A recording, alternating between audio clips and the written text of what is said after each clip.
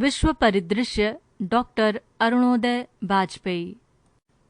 भारत तथा अमेरिका संबंध तनाव की आहट।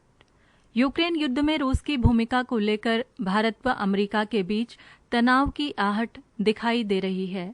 अमेरिका ने जहां रूस की कड़ी आलोचना कर उसके विरुद्ध तमाम प्रतिबंधों की घोषणा की है, वहीं भारत ने इस युद्ध के लिए अभी तक रूस की आलोचना नहीं की है। अमेरिका व यूरोप के देश भारत के इस अप्रत्यक्ष रूप से रूस समर्थक रुख से परेशान हैं तथा उसमें बदलाव चाहते हैं, लेकिन भारत ने इस बदलाव के सभी अमेरिकी प्रयासों को सिरे से खारिज कर दिया है। अमेरिकी प्रतिबंधों के बावजूद भारत रूस के साथ अपने व्यापारिक संबंध बनाए हुए है। अमेरिका के लिए ये चिंता का विषय है तथा दोनों देशों में आए वर्तमान तनाव का प्रमुख कारण भी है।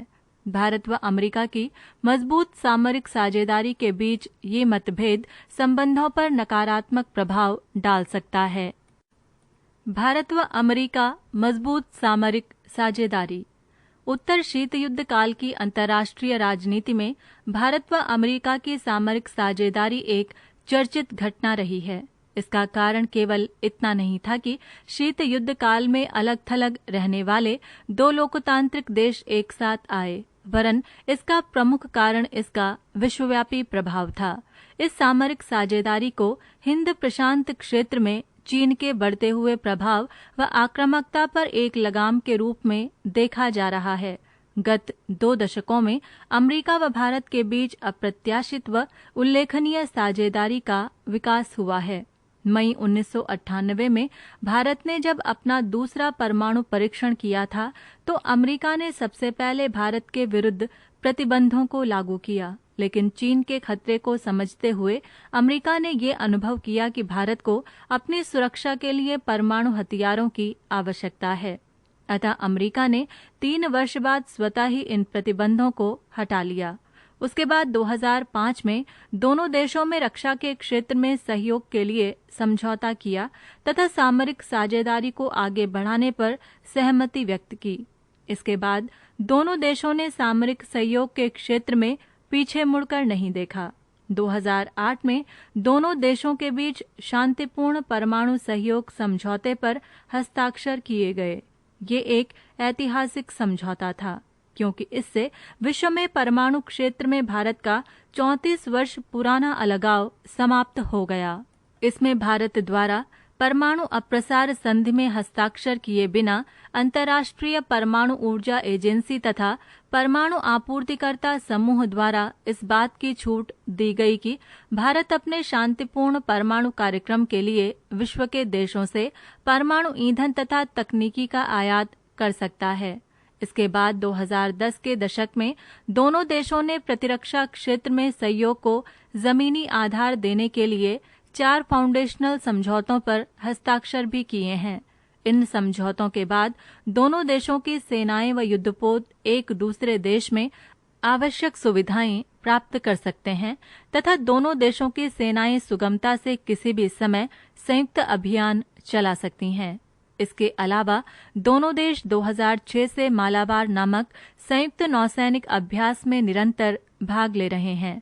2017 में दोनों देशों ने जापान व ऑस्ट्रेलिया के साथ मिलकर क्वाड नामक संगठन की स्थापना की है, जिसे हिंद प्रशांत क्षेत्र में चीन के लिए एक सामरिक चुनौती के रूप में देखा जाता है।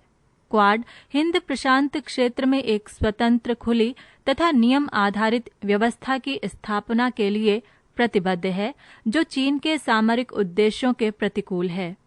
इसीलिए चीन क्वाड का विरोध करता है।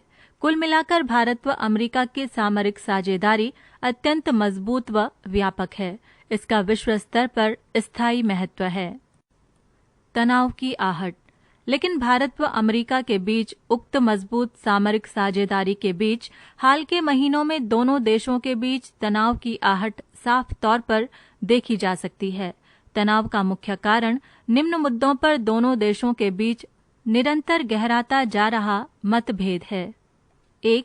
यूक्रेन युद्ध के पहले ही कई मामलों को लेकर भारत व अमेरिका के बीच मतभेद बने हुए थे। राष्ट्रपति ट्रंप के कार्यकाल में भारत व अमेरिका के राजनीतिक व सामरिक संबंध तो अच्छे थे, लेकिन आर्थिक व व्यापारिक संबंधों में तनाव कायम था। राष्ट्रपति ट्रंप ने भारत को एक विकसित देश मानते हुए अमेरिका में भारत को 1979 से प्राप्त रियायती दरों पर निर्यात करने की सुविधा को समाप्त कर दिया था। इससे भारत को अमेरिका में कतिपय वस्तुओं का निर्यात करना महंगा हो गया था। भारत ने इसका विरोध किया था। इसके साथ ही अमेरिका ने भारत से आयातित कतिपय अन्य वस्तुओं जैसे इस्पात आदि पर भी सीमा शुल्क बढ़ा दिया था। प्रतिक्रिया स्वरूप भारत ने अमेरिका से आयातित कई वस्तुओं पर भी सीमा शुल्क बढ़ा दिया था। इससे दोनों के बीच व्यापार के क्षेत्र में तनाव उत्पन्न हो गया था, लेकिन कोविड महामारी के कारण इन तनावों का समाधान नहीं हो सका था। 2. इसी बीच तनाव का दूसरा प्रमुख कारण भारत का रूस से बड़े हथियारों की खरीद का समझौता था। अमेरिका ने 2014 से ही रूस के विरुद्ध आर्थिक व सैनिक प्रतिबंध लगा रखे थे। 2017 में अमेरिका की कांग्रेस ने एक कानून पारित किया था जिसे कार्टसा के नाम से जाना जाता है।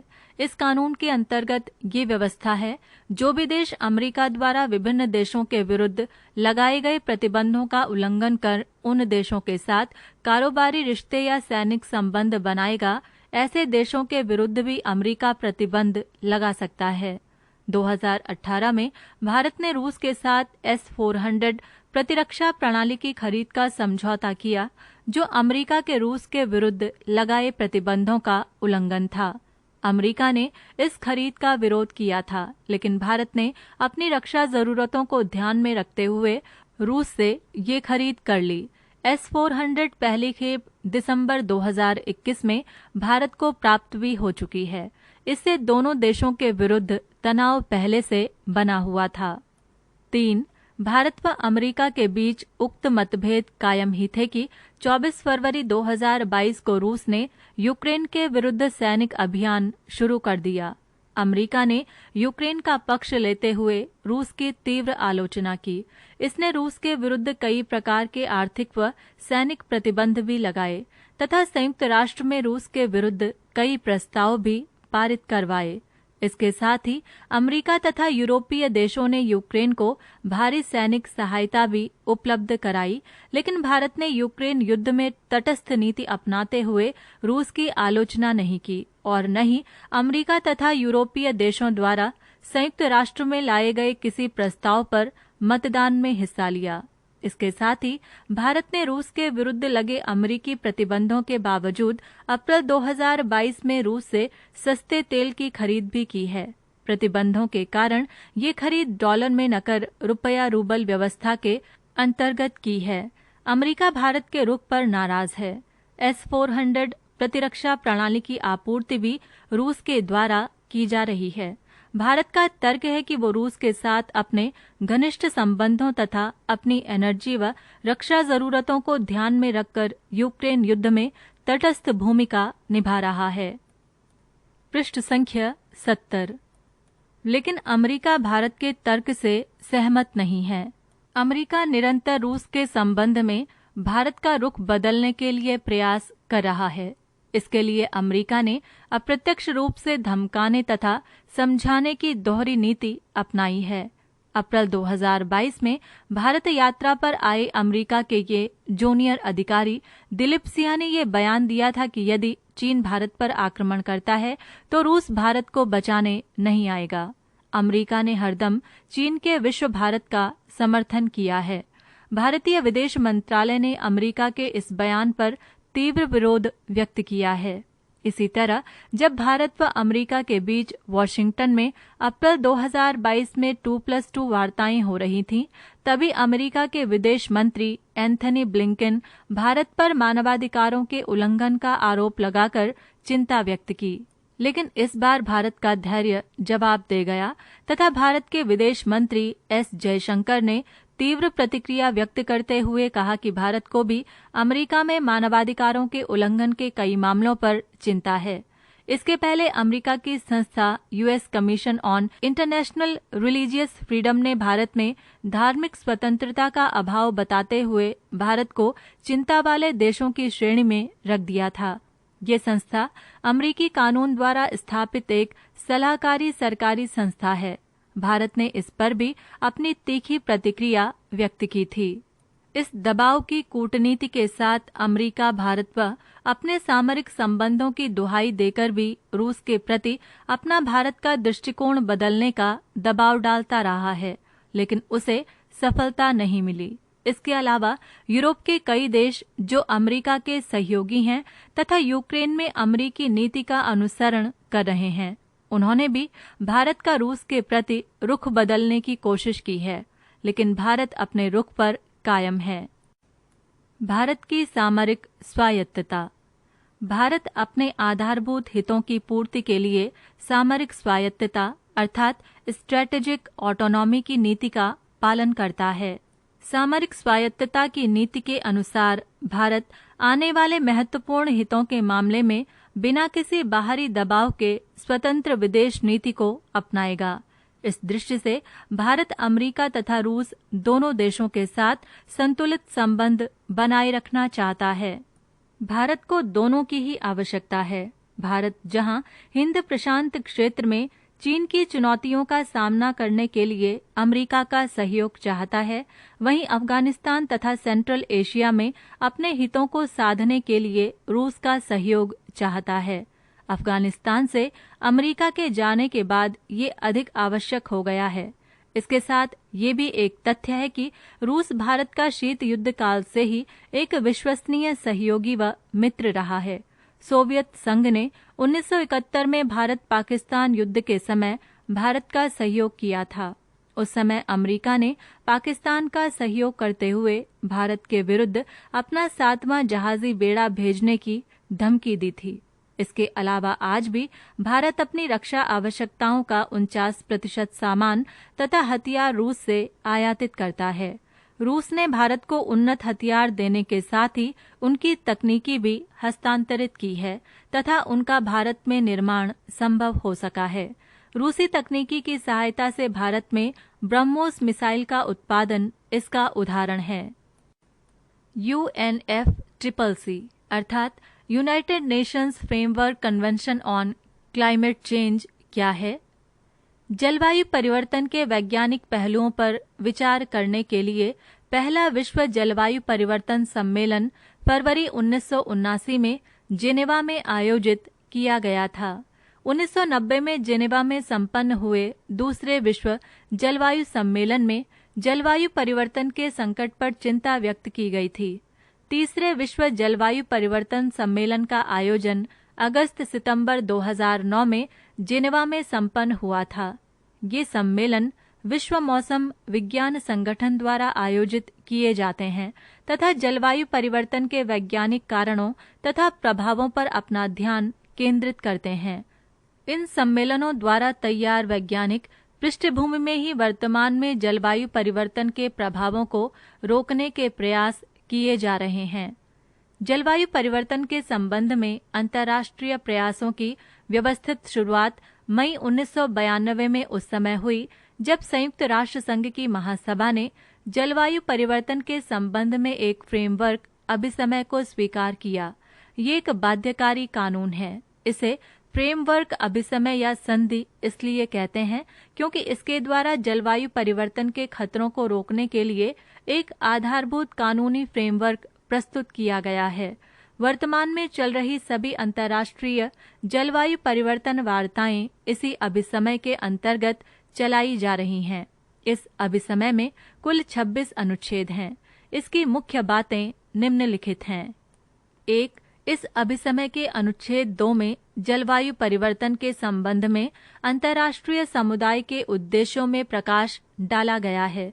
इसके अनुसार इस अभिसमय का मुख्य उद्देश्य पर्यावरण में ग्रीन हाउस गैसों के संकेंद्रण को उस स्तर पर स्थिर करना है जिससे जलवायु प्रणाली पर नकारात्मक प्रभाव न पड़े। व्यवहारिक अर्थों में इसका तात्पर्य विश्व तापमान को 1850 के स्तर की तुलना में 2 डिग्री सेंटीग्रेड से अधिक बढ़ने पर रोक लगाना है। 2. इस अभिसमय के अनुच्छेद 3 में उस सिद्धांत का उल्लेख है जिसके द्वारा विश्व समुदाय जलवायु परिवर्तन के खतरों को रोकने के लिए प्रभावी उपाय कर सकेगा। इसमें कहा गया है कि सभी पक्षकार राष्ट्र जलवायु प्रणाली को वर्तमान तथा भावी पीढ़ी की दृष्टि से संरक्षित करने का प्रयास करेंगे। इन प्रयासों का निर्देशक सिद्धांत है सामान्य किंतु विभेदीकृत उत्तरदायित्व तथा संबंधित क्षमता का सिद्धांत।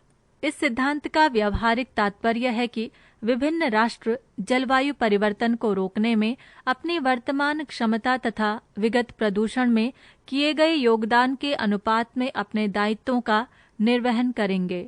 दूसरे शब्दों में जलवायु परिवर्तन के प्रभावों को रोकने में विकासशील देशों की तुलना में विकसित देशों का दायित्व अधिक होगा। 3. अभिसमय के अनुच्छेद 7 में जलवायु परिवर्तन के प्रभावों को रोकने के लिए विश्व समुदाय के प्रयासों में समन्वय करने की दृष्टि से अंतर्राष्ट्रीय वार्ताओं की व्यवस्था की गई है। इन वार्ताओं को कॉन्फ्रेंस ऑफ पार्टीज अर्थात कोप का नाम दिया गया है। नवंबर 2021 तक 26 चक्रों की वार्ताएं संपन्न हो चुकी हैं।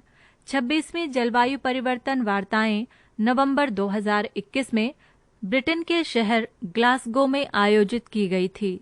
वर्तमान में जलवायु परिवर्तन की रोकथाम के प्रयासों का आधार पेरिस समझौता है, जिसे 2015 में पेरिस जलवायु परिवर्तन सम्मेलन में स्वीकार किया गया था। भारत अमेरिका तनाव का भविष्य। भारत व अमेरिका के बीच बढ़ रहे तनाव के कम होने की गुंजाइश निकट भविष्य में दिखाई नहीं देती है। इसके 2 कारण हैं। पहला, अमेरिका की कूटनीतिक विचारधारा जो इस मान्यता पर आधारित है कि यदि कोई देश हमारे साथ नहीं है तो वो हमारे विरुद्ध है। भारत के मामले में भी यही हो रहा है। रूस के मामले में भारत का भिन्न मत अवश्य है, लेकिन इसका अर्थ ये नहीं है कि भारत का दृष्टिकोण अमेरिका विरोधी है। ऐसा कदापि नहीं है, लेकिन अमेरिका इसे अपने विरोध के रूप में लेता है। ये शीत युद्ध कालीन कूटनीतिक विचारधारा है, जब विश्व 2 विरोधी गुटों में बंटा था। वर्तमान में भारत जैसे देश बहुपक्षीय कूटनीति में विश्वास करते हैं तथा सभी महत्वपूर्ण शक्तियों के साथ सामान्य संबंध बनाए रखना चाहते हैं, लेकिन अमेरिका की कूटनीतिक विचारधारा इसके भिन्न है। इस भिन्नता के मूल में ये तथ्य है कि अमेरिका एक वैश्विक महाशक्ति है तथा वो दूसरे देशों के साथ अपने संबंधों को अपने वैश्विक हितों में प्रयोग करना चाहता है, लेकिन इसके विपरीत भारत एक क्षेत्रीय ताकत है तथा वो अपनी क्षमता व हितों के अनुसार अमेरिका के साथ अपने साझेदारी का निर्वाह करना चाहता है।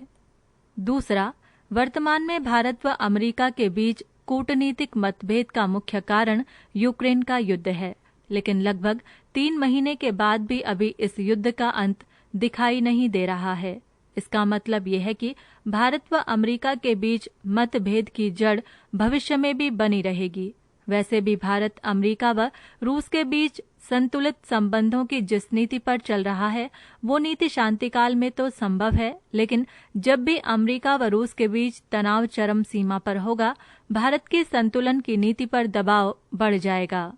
वर्तमान में रूस व अमेरिका के बीच तनाव इतना बढ़ गया है कि कतिपय समीक्षक इस बात की भी आशंका जता रहे हैं कि इस माहौल में भारत ने यदि रूस से सैनिक संबंध जारी रखे तो अमेरिका भारत के विरुद्ध भी काटसा के अंतर्गत प्रतिबंध लगा सकता है।